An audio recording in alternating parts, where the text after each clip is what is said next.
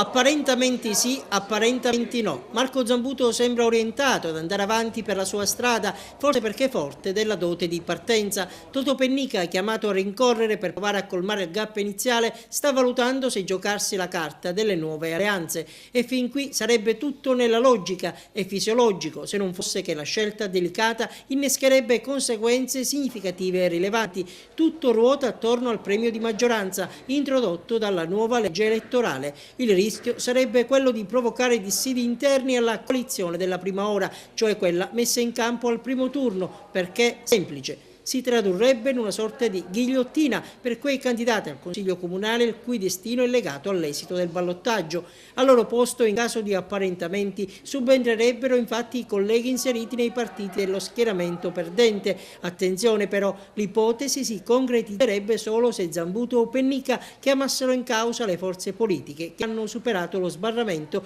del 5%. Dunque parliamo di PD, MPA e FLI che erano in appoggio a Mariella Lobello. Per le altre il problema non si porrebbe, dal momento che le liste collegate sia a Giampiero Carte che a Giuseppe Arnone sono già fuori gioco. Dunque non è da escludere in queste ore un possibile braccio di ferro fra i candidati a sindaco e i candidati al Consiglio Comunale, che sono in attesa di giudizio. Per essere concreti e chiari vi offriamo il quadro nell'ipotesi che non ci siano apparentamenti. Nel caso in cui vincesse il sindaco uscente, i 30 seggi sarebbero così distribuiti: 18 ai partiti a lui collegati, in particolare 10 al patto per il territorio. Entrerebbero in aula Francesco Messina, Michele Mallia, Gianluca Spinnato, Angelo Vaccarello, Cinzia Puleri, Angelo La Rosa, Giuseppe Putrone, Piero Minotta, Saverio Napoli e Joseph Bonfante. 8 all'UDC, Nino Amato, Ennio Saeva, Gaetano Galante, Giuseppe Miccichè, Renato Bruno, Pietro Vitellaro, Giuseppe De Francisci e Giovanni Nocera. Per l'opposizione 3 al PDL, Geraldo Alongi, Alfonso Mirotti e Alessandro Sollano, 2 a Grande Sud, Gerlando Gibilaro e Simone Gramaglia, 1 a Cantiere Popolare, Giovanni Civiltà, 2 al PD, Marco Vullo e Angela Galvano, 1 al FLI, Salvatore Lobue, 3 all'MPA, Aurelio Trupia, Giuseppe Urso e Riccardo Mandracchia.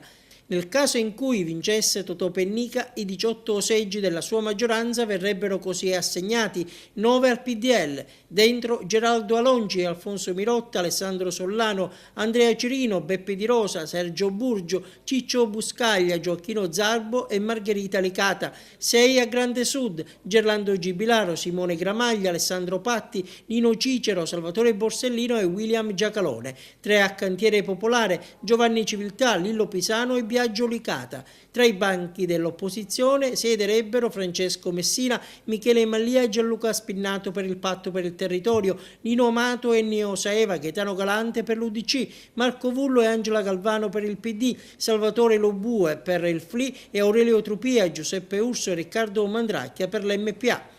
E intanto all'interno del PD è subito polemica. Benedetto Adragna lancia dure critiche alle strategie messe in campo dal partito, parole che non sono piaciute ai dirigenti provinciali. La verità è che il senatore è stato il grande assente della campagna elettorale e la replica del segretario Emilio Messana, mentre Mimmo Ferraro gli risponde: unità fatto l'inverno ti fa l'estate.